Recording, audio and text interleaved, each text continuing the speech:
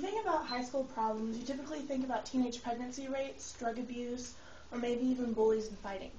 But if you go a little bit further down that list, you may find self-harm, or as it's more officially being called, non-suicidal self-injury, or NSSI for short. Although self-harm is overlooked in many large social groups like high schools, if you look a little bit closer, self-harm has become an entire stereotype of its own. In fact, it's estimated that 17 to 28% of teens have self-harmed, and the number is growing every day. UT has reported a triple in self-harm since 2000. Because self-harm is an increasing issue, the public needs to be educated on how to handle self-harmers when they come across them, and they need to understand self-harm. The bottom line, self-harm is an addiction. Addiction is defined as a state of being enslaved by a habit or practice. Self-harm is defined as deliberate, direct injury of one's own body that leaves marks for more than a few minutes. Self-harm comes in many different forms, such as burning, cutting, bruising, scraping, and maybe even as indirect and subtle as being in an abusive relationship. Sometimes self-harm is accompanied by other addiction, like drug abuse or eating disorders. Although self-harm is most common in teenage girls, it is not biased against gender, race, or age.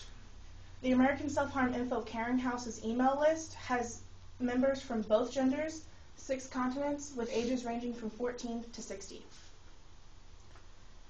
It is proven that when you exercise, experience excitement, anxiety, or pain, a chemical or hormone called endorphins are released. Endorphins are neurotransmitters responsible for regulation of emotional states. It also acts as a natural painkiller. In some places, it's even referred to as an opiate painkiller. Dr. Kathleen Hall from Sharecare tells us that endorphins can create a natural high.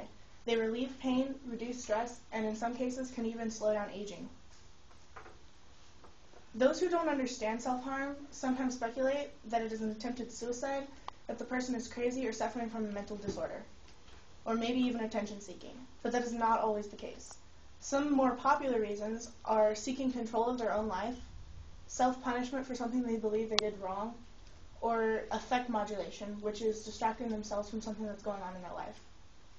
Janice Whitlock, a researcher at Cornell University in New York, says, the majority of people who report NSSI are not trying to end their life, they're trying to cope with their life. So how can you help? A dear friend of yours has recently experienced a drastic change in life, maybe a death in the family, or a messy breakup with a long-term boyfriend. You may start to notice changes in their personality. Perhaps before they were very social, and now all of a sudden they don't want to talk to people. You may notice a difference in their wardrobe. Maybe they're wearing long sleeves in the middle of a Texas summer. You may notice them staring at scars or participating in other dangerous behavior.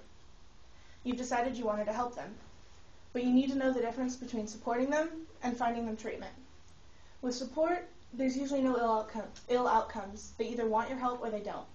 If you mention treatment, they may get angry, rebel, and may cause more damage. First, you need to understand self-harm and their reason for doing it. You need to reassure them that you care about them and that you will be there for them.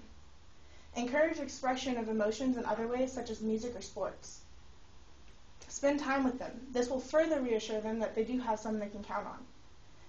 And with my experience of being both a self-harmer and a supporter, I know the real importance of having someone that won't judge you for who you are.